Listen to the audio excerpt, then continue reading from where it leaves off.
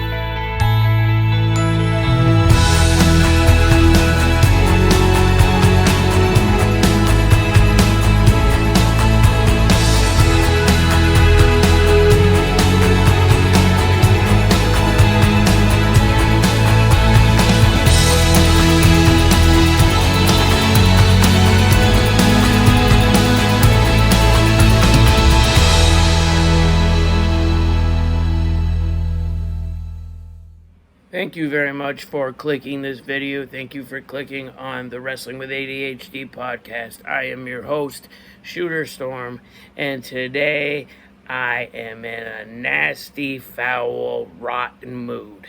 It didn't start out like that, but gradually throughout the day, little things have just been setting me right off like a firecracker. Most of the people that know me know I have quite a temper and I can get quite agitated at things. And whether it's the Irish in me, I do not know. Now, this is called Wrestling with ADHD, and there's going to be plenty of ADHD involved in this because when I get mad, I'm more all over the place than I typically am. So let's start here. First things first. I want to get this across to people. I'm not entitled. I don't feel like I'm entitled to anything. I don't feel like I've been, I'm getting screwed over this, that, the other thing. I don't play that game. I don't feel that way. It's life. Life is a bitch. It's how it works. It's how you handle things. And some days and sometimes in my life I have handled things the wrong way. Other times I feel like I handled things a good way. Do I have regrets in my life? Some people may say, yeah, they're considered regrets. I don't consider anything a regret. I consider it a learning experience. Sorry.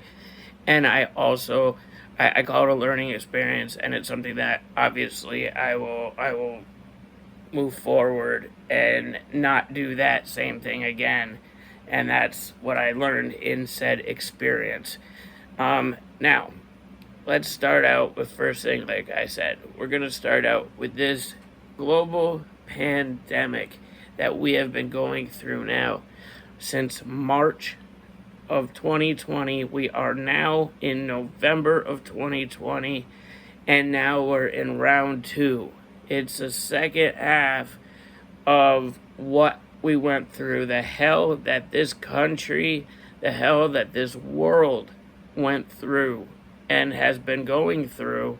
It just seemed like it was working its way down, and then all of a sudden, here we are again. People had predicted there would be a second wave of COVID, and COVID-19, there's going to be a second wave. And this second wave that started originally in 2019 in other parts of the world is now continuing throughout all of 2020 and into 2021. There is supposedly now a vaccine potentially over in Russia, if I heard correctly, through watching the news, but they also said it might not make it over here because it has to become FDA approved. Listen, I know back in March, the current president we have right now, who will be out of office as of January 1st, said that he knew that this was going to be over by Easter. because he likes Easter. Well, guess what? That did not happen. I don't even truly feel that this is going to be done by Easter of 2021. People are talking about the new normal. Fuck the new normal. I hate the new normal. And I know that millions of people, there can't be one person that loves the new normal. You know what I'm saying? It's not like it's a thing. And I'm not just saying it because of myself. I'm saying it because of every single person. But yeah, in the same token, I am an individual. So obviously, what I've been told is you have to take care and love yourself before all else. So at the end of the day, I'm a miserable son of a bitch when it comes to this COVID-19. And I'm a son of a bitch. And a lot of it has to do with mental health issues that I have had and that I continue to have throughout the course of my life. I'm 38 years old. I was a 19-year, so far, professional wrestler. I've done stand-up comedy. I've worked in hotels for years upon years, on top of doing the professional wrestling deal, on top of going out and doing stand-up comedy. Did actually a couple movies as extras on set. I have been on television shows. I have done a lot of cool ass things. But right now, I have this urge in my head and my mind that I want to do all this stuff that I've always done. Again, I want to get back into what I was doing. You got to understand the depression, the anxiety, all of it, the mood changes, the ups, the downs, the roller coasters. That is my life. It started even before COVID. I was going through heavy depression to the point where I failed. I failed some of my students at the school that I opened. I had to have a replacement guy up there to help train, which he was super cool about doing it. And I appreciate Ebert for doing that for me, when I wasn't able to make it. And that was because of my mental health. There was no other reason. I told the students as much as I could about it, but at the end of the day, I didn't feel like it was anyone else's business. But it had a lot to do with mental health. Katie and I both suffer heavily from mental health, so it is very hard for her and I.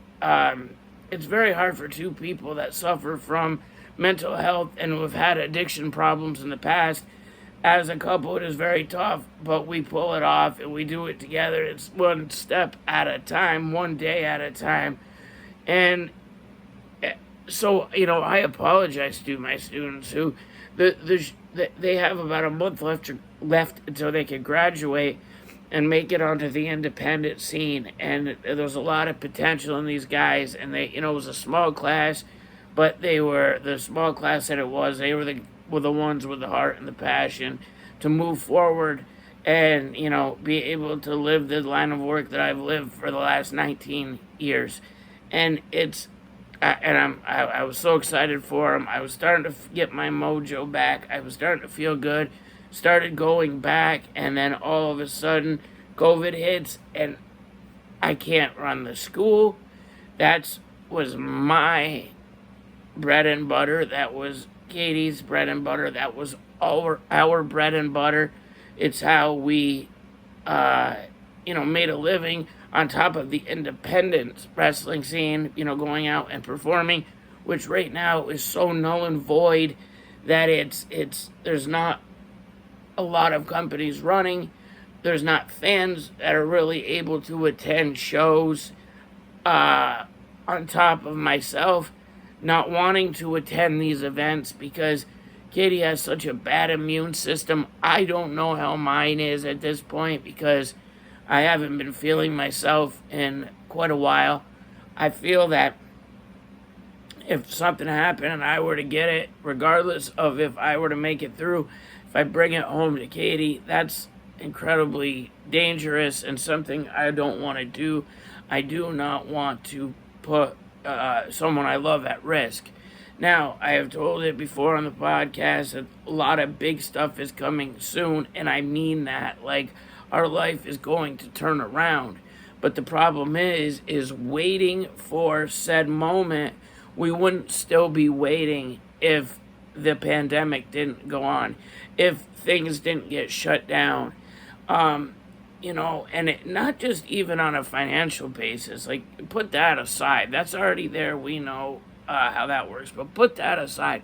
I'm talking about just my mindset in general, right? I've always been the guy that was on the go, go, go, go, go. I would wrestle. There was a point in my life for quite a few years span where I was doing 3 shows a week at least. There was times when I would do 4, and I loved it. And if I didn't have a show on a day, I'd be doing promos. I'd be, I've been a dreamer since I was a little boy, and I've always wanted to do big things. And I feel like I've done pretty damn well for myself when it comes to fulfilling the dreams that I've always wanted to fulfill.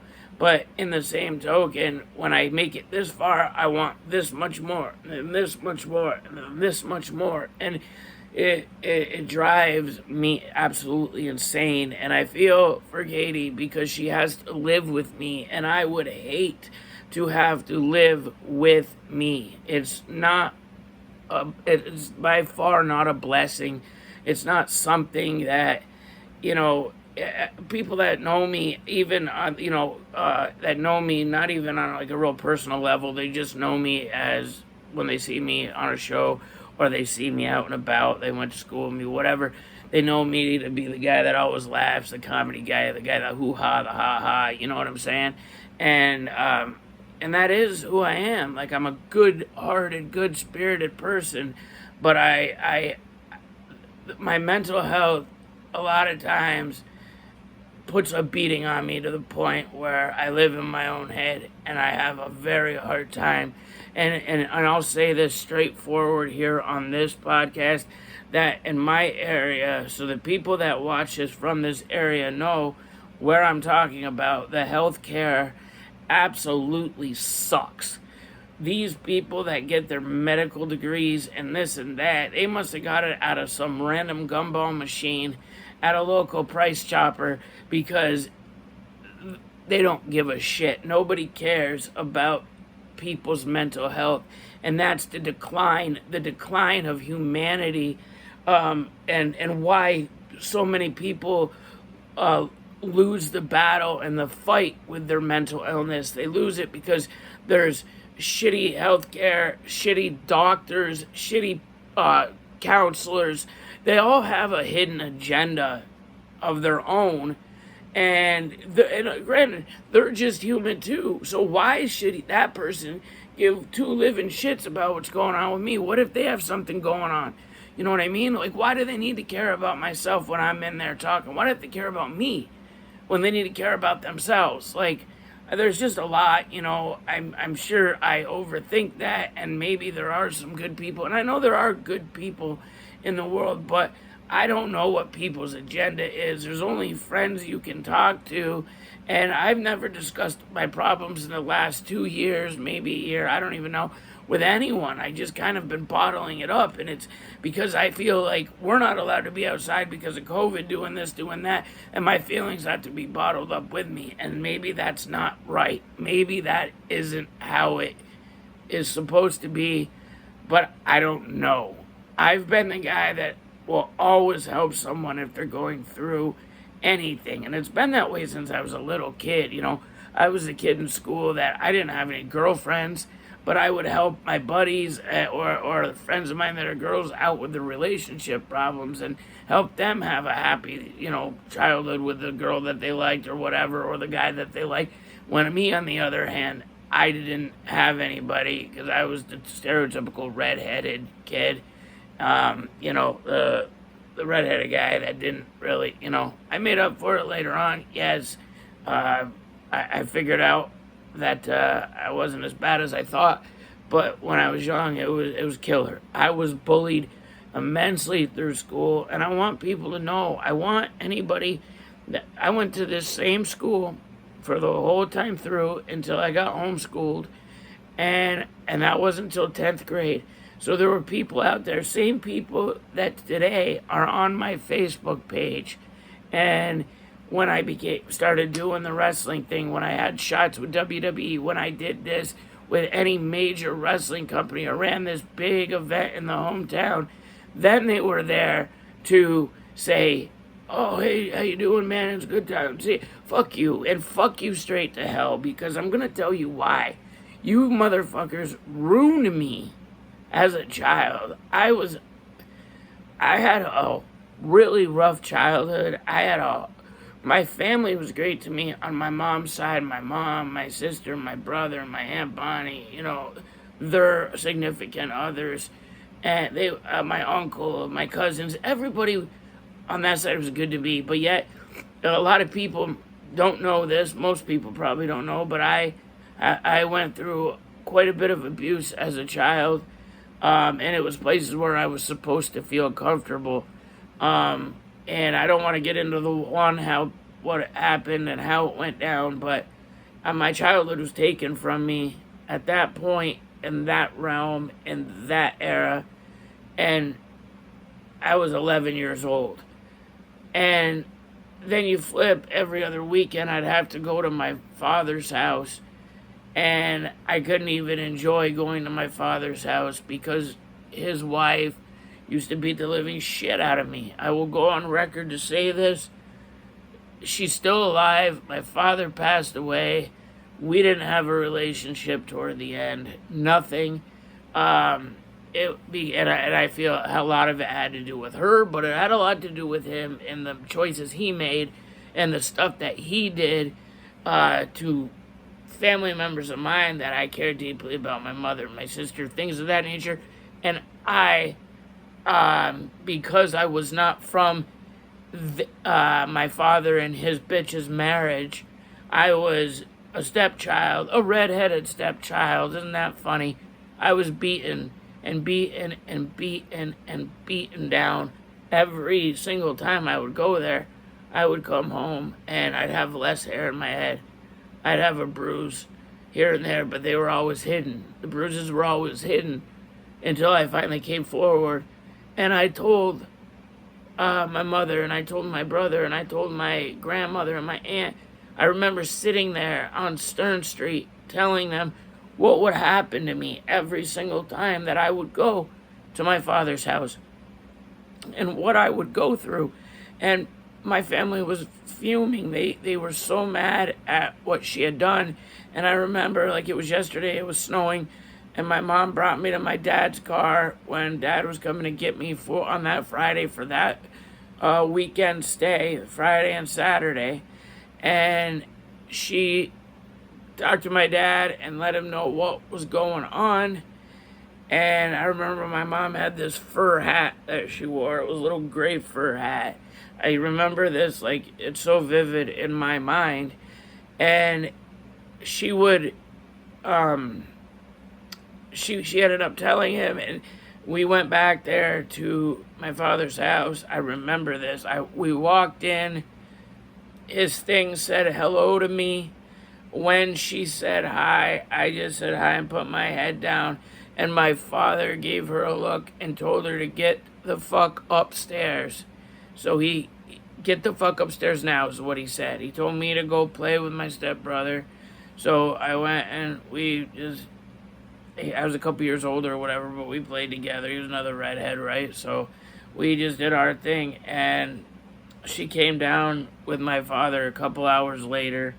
And she told me she was sorry and it won't happen again. And she gave me a hug. And I was like, okay, maybe I did the right thing. This is it. Everything's going to be okay. I don't have to feel scared to come here anymore. Dad went to work the next morning. Out of nowhere, she came up. She slapped me right across my face. And she said, "What are you going to do? Tell Daddy again?" That overnight where I felt like I didn't have to be scared anymore, it was taken from me. It was taken far away from me. I went to school. I was bullied through school. I always said I was going to be, when people would ask what I wanted to be when I got older, I wanted to be a professional wrestler. That's what I said. And everybody laughed at me and told me it wasn't going to come true. You know, I had a few of my friends, and they were even popular guys, but they were always my friends because through elementary, I was okay. Once I hit junior high, I was bullied very heavily. And, because I didn't come from money. I didn't always have the best stuff, you know. My mom did what she could for me and took care of me the way that I felt loved by my mother and by Aunt Bonnie and stuff. Like, I always felt like I was loved, but then when I would go to school, people, you know, I didn't have the best. We didn't come from a lot, but she did what she could for me, and that I'll always remember, because she didn't want me to get picked on. She didn't want any of that for me. And so maybe it's because a lot of these memories, you know, I have PTSD as well, and maybe a lot of these memories from my past are eating at me. And now that I'm 38 years old, I wonder and I think back, and did I do stuff this way right, or did I not? But end of the day, I ended up, you know, getting out of high school, started a wrestling school, started going on the road, and I haven't looked back since. So I don't want sympathy, I don't want a pity party, I don't want anything like that. I just want to let you guys know, if there's anybody out there that's getting bullied, it's okay. Don't listen to them, because I promise you one thing. I look back now, and I see it on social media, whatever. And a lot of the people that have bullied me for all of those years haven't done dick with their life. They haven't done anything at all. And they're always just getting themselves in some kind of hot water or whatever. They just haven't, you know, done anything. Yeah, I'm a former, you know, addict to, you know, pain medication. But with the help of Katie, and I've been able to get off of that and stop all that. And I've been clean for, you know, 3 years. And she's, with the help, you know, she's been clean for 5. So you know, and so when anybody ever knew about, like, the addictions that we had in the past, and anybody still want to call us anything, like any kind of addict or whatever, okay, that's fine. That's fair, because you're always an addict. You know what I mean? It just doesn't go away. But we're not addicted anymore to this stuff where we need it anymore. And I think that might be a lot of what goes on with me mentally in my head, because I don't have that mask anymore. I don't take those painkillers anymore. I don't do that kind of stuff to mask the pain that I masked for so long with the bullying, with all of it. And I have to deal with it by myself, with her, with us. We have to deal with these things and not try to mask them and put a Band-Aid over them. In fact, that's not what we do. We have to face stuff head on, and it's hard, because it's like, where other people that weren't addicts or weren't abused or anything like that, they don't know what that part's like, so they've been heading straight ahead for, you know, their life. They've been able to just, boom. It's like, from the moment they're young all the way up. So, but with me, I can speak for myself that it's kind of like starting again and being able to, you know, try to start life over again, but as a grown adult, you know. And it's crazy, you know, but it's how it is. And so I guess my frustrations and my anger, like, I knew I was feeling like this today. I knew stuff was bottled up in me. I knew that, so I decided to come on here and speak to everyone. Maybe it would help. It's hard for me to write in a journal or a diary or things like that, because I'm a good writer. I have no problem doing it, but if I had to write down everything that I feel, I might have another issue and lose a hand or something. This could take a long time. So I guess going into a little bit more going into with the bullying and everything, I thought that was, behind me. I always thought that was in my past, and it might have been, put to the back of my head, potentially, things of that nature. Yet, in 2016, I made a decision when a job offer came to me to move to Tennessee for pro wrestling. There was a new company that was opening up that had a lot of money behind it. So I moved there and, had a full-time job in the office of the company. I had a full-time job doing that, promoting in the office, also being on the road for 2 or 3 days every month, or usually twice a month on the weekends for AWA. On top of, I was supposed to be out on the indies as well, like I've always done, but as a referee, because of the tears in my shoulders, which at first sounded good. I was, I don't want to get heavily into it, but I'm going to get a little into it, because I'm going to tell you that fool me once, shame on you. Fool me twice, shame on me. So shame on me in this regards. But a person that was a friend of mine beforehand had, done me wrong at the end when he got with someone, a girl, and basically tried to just moved me out by making up some elaborate story that turned out to be absolutely false. And when it did, he was called out on it by our peers in the business, and they, made him basically apologize to me. When I got flown in to work Ring Warriors, is a company that I did television for back in 2013. So they brought me back to basically to have me do my matches, my 5 weeks of matches or whatever, write me off TV, da-da-da. So, ended up going down there. A lot of the peers went ahead and had him apologize to me. So I figured, all right, cool, it's good. Bygones be bygones, not a worry in the world, we're good. Did the TV, ended up coming back to New York. This is in 2014 or 15.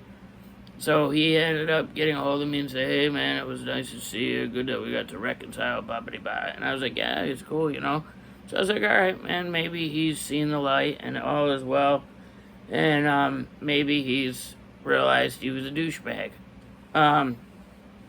He ends up getting a hold of me and said, hey, I got there's a potential spot for you in this new company that's opening up. I'm gonna have, I gave a reference for you, so the owner will contact you. Well, the owner, Leah Hulan, who, she was Miss Tennessee 1990, and she also, runs Grumpy's Bail Bonds. So she called me and offered me the position to come down, and I said, all right, and I accepted, and I ended up moving down to Tennessee, and I ended up living with the same person that I had problems with before, but then became friends again, and his girlfriend as well,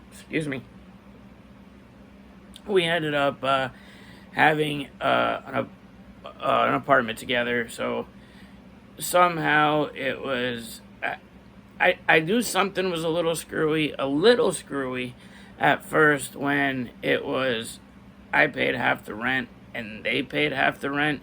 Typically, obviously, I don't want to argue, but it's usually, you split it 3 ways. That's just how it works.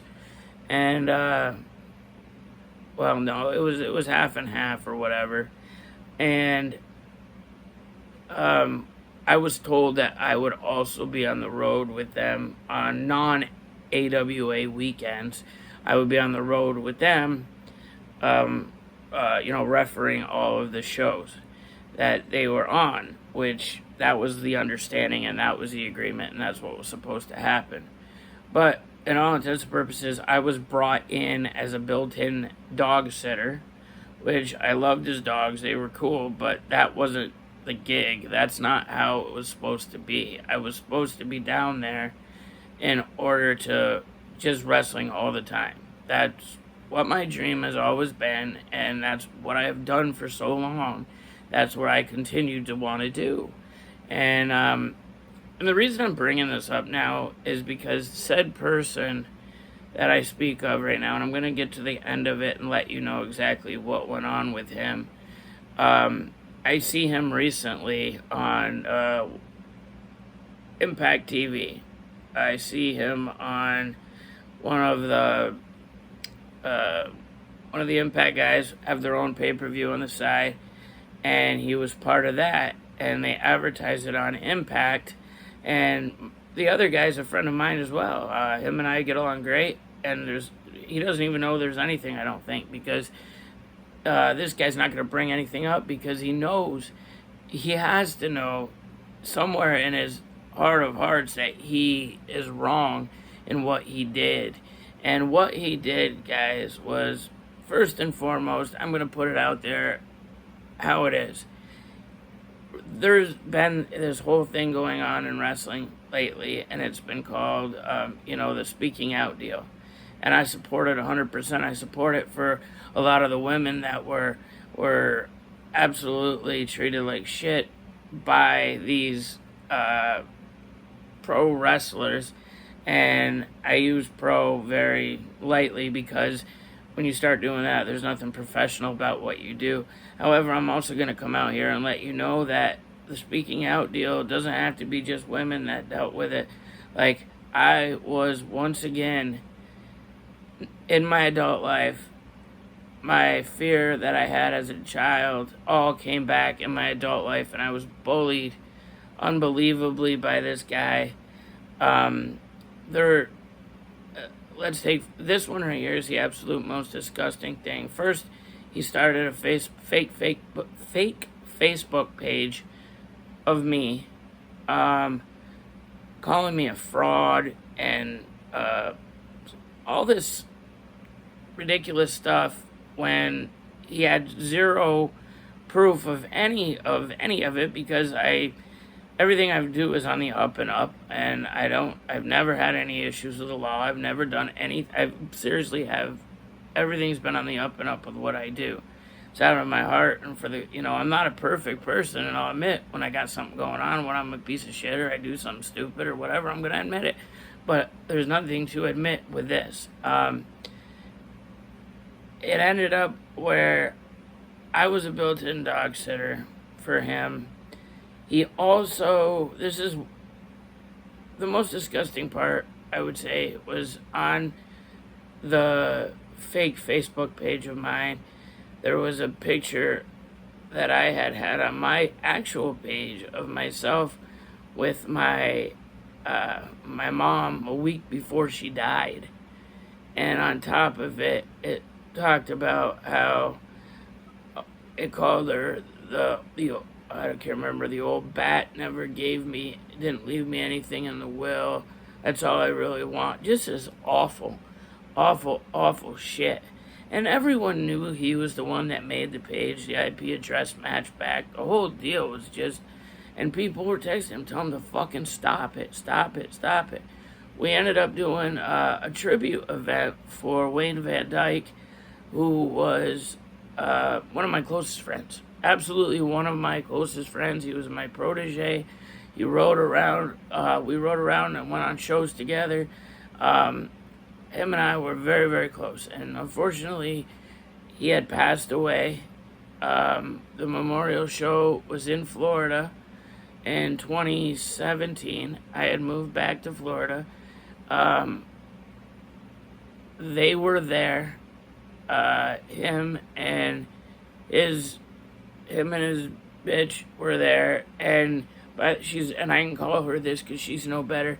She's just as pathetic as he is, and they were at this event, and I wasn't booked to wrestle. And the fact that he got booked to wrestle on it was only because one of the guys running it pushed for him to get in. But he wasn't a friend of Wayne at all. He did nothing but ever shit on Wayne to me and to anybody that would listen. So the fact that he ended up being on a tribute show, I was injured. I couldn't wrestle, no problem. But I was there. I did play-by-play for a match. Things like that. It was all in memory of Wayne. It had nothing to do with anything other than that. So the fact that he was there and he was working on the show was obnoxious. And in fact, that show, ended up being 2 locker rooms when there was only supposed to be 1. And one of those locker rooms had mostly everybody in it, and the other locker room had him in it, and that's why they weren't in that locker room, because they didn't want to be around him. And that is, as God is my witness, it is the truth.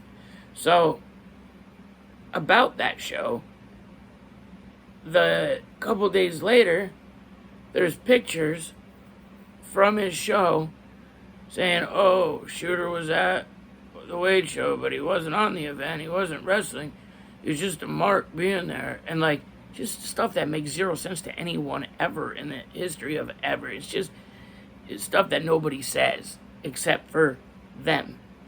So when it was over with, can't remember who it was that, oh, it might have been Mike Cruz. Me and Cruz were leaving together.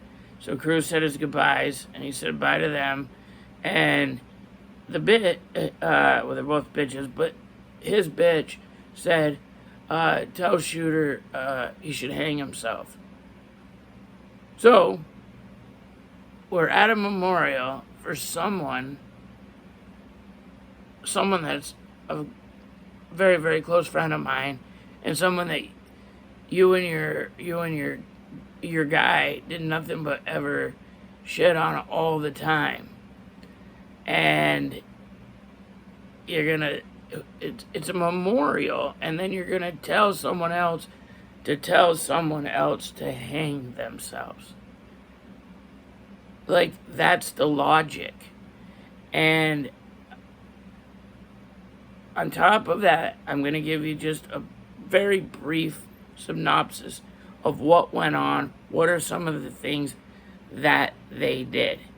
In our apartment, the apartment that I paid half the rent for, there were cameras all throughout the house that I was unaware of, even in my bedroom. So anything that I did, anyone that wanted to come back, anything that happened at all was recorded, and it went straight to their phone. Give you another thing. AWA closed down. If I remember, it was around October of 2016. Our lease was up in July of 2017. So I knew we were going to be in Tennessee for at least the next however many months. And it started to get bad, because at that point we were financially, all 3 of us, out of work. Just like that. Besides the independent shows on top, we weren't going to be able, it was going to be tough trying to manage it to happen. So the girl said, let me fill out an application for you for benefits, for help, for food, until we get on our feet or whatever. I said, okay. So I did. I never heard hide or hair from it. I never thought I got it. So I would give them, I can't remember the exact number, maybe $100 a week or $200 every 2 weeks, something like that, towards groceries. About 6 months later, I get a call from DSS down there, which is social service.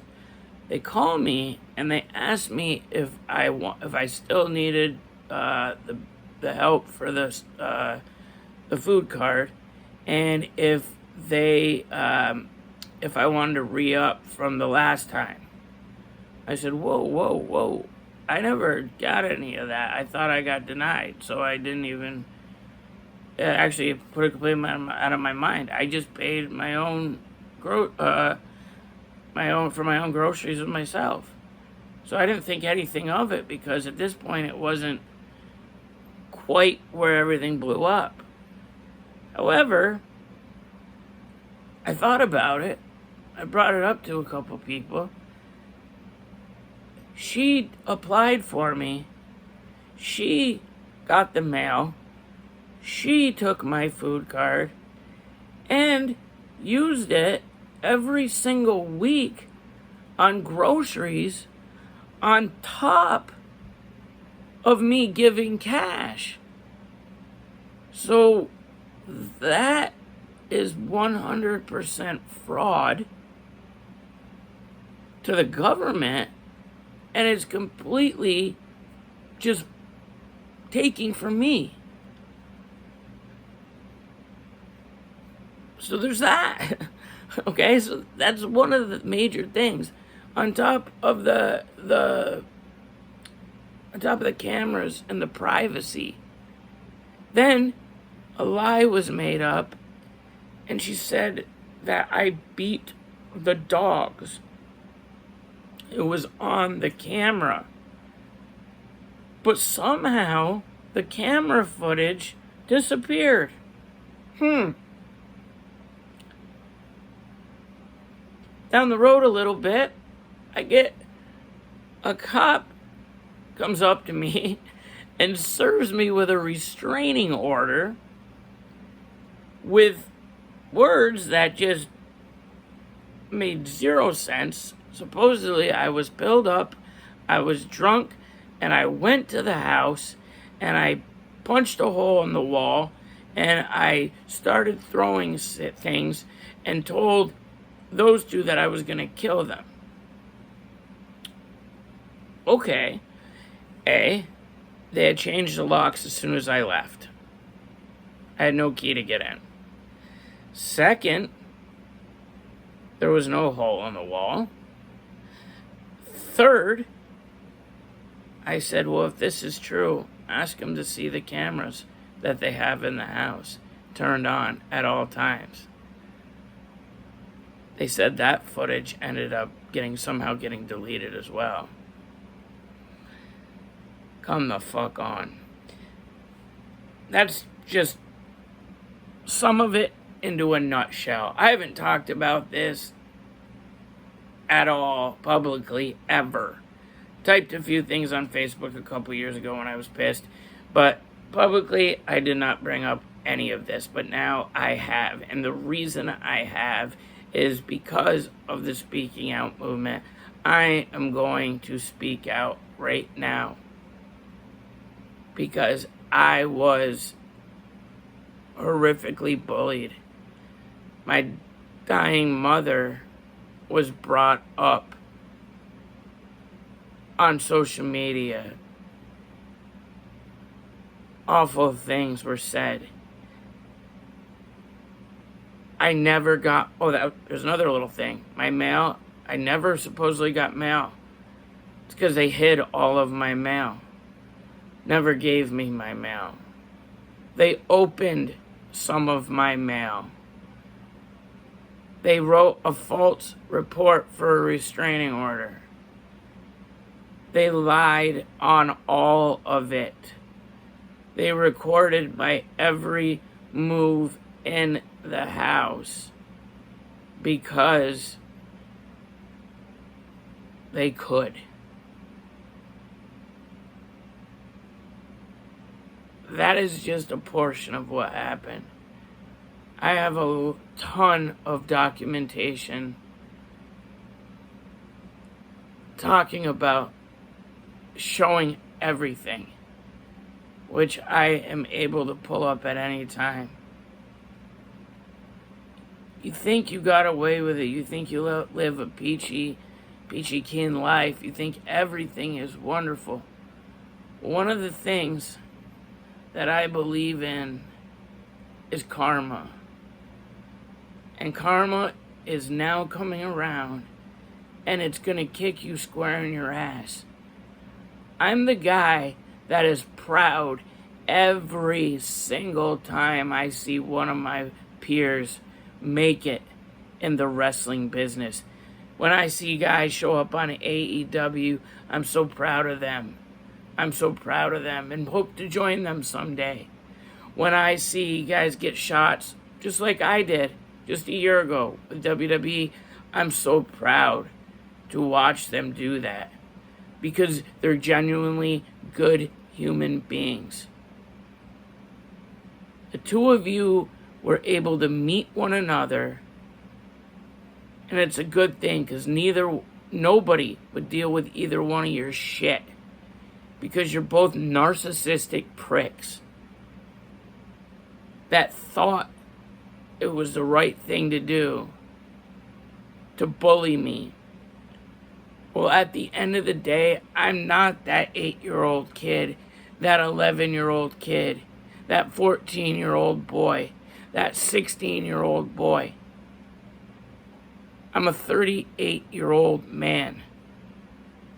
And when I saw you have your spot and get your stupid face on Impact Wrestling just this week, and I watched you on a pay-per-view where, yeah, they made fun of you the entire time, but you were on that pay-per-view, I am not proud of you. I am not happy for you. I don't wish you all the best. You are one of the worst human beings, and she ranks right up there with you.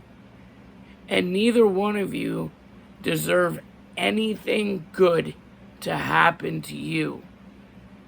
You are pathetic. And you need to be exposed. And you need to be called out for being a bully. And if there's anybody at all that has your back in this matter because you thought you could pull the wool over everybody's eyes, then those people I don't want on my side because they're just as pathetic. So I'm glad I was able to get this out there. Never once have I said a name. Never once have I said a name, but I promise you that someone, more than one someone, is going to know exactly who I'm talking about because they know what I went through and they know what a bully the both of these waste of skin are. And they know, and I know, that they do not belong in the business that I have given my everything to. They do not belong on a big stage showing that they can perform in a ring or do whatever, or do this or do that. They don't belong there. Because if you support them, you support bullying. Now I've got my point across. I feel a little bit better now. So I'm going to stop the podcast. I'm going to try to relax for the night. And I'm going to let it soak into people when they hear this. If anyone has a question about anything, if anybody wants any proof of anything, I will hand that proof over and show you everything we got. Because there's nothing good I can say about any of them. Katie tells me, don't worry about it, don't waste your time. And I respect what she says, and I haven't. But she's also okay with me coming out and telling this story. Because it sickens her just as much to see him on the television show that we enjoy watching on a weekly basis. I truly believe in karma. I truly believe in what goes around comes around. I'm a firm believer that what you do to others one day is going to come back and happen to you. And I truly hope that that day is right around the corner. Thank you all for listening to me today. Again, I do not feel entitled. I don't feel like the world owes me anything. I believe that everything that I get, I will earn and I will deserve, and I will live the rest of my life being a good human being. Because when this life is over, I know there is eternal life. And guess what?